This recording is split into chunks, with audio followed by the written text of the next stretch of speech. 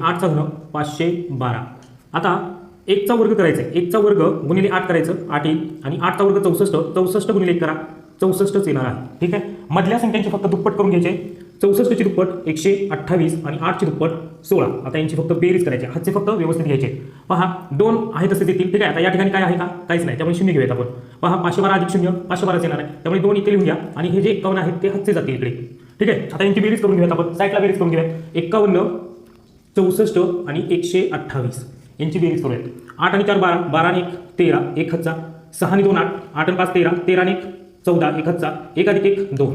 आता 3 या ठिकाणी लिहून घ्या आणि 24 हे पुन्हा हातचे जातील. आता यांची बेरीज करून घेऊयात आपण. 24 8 आणि 16, 24 8 आणि 16ची बेरीज साईडला करून घेऊयात आपण. 24 8 आणि 16 यांची बेरीज.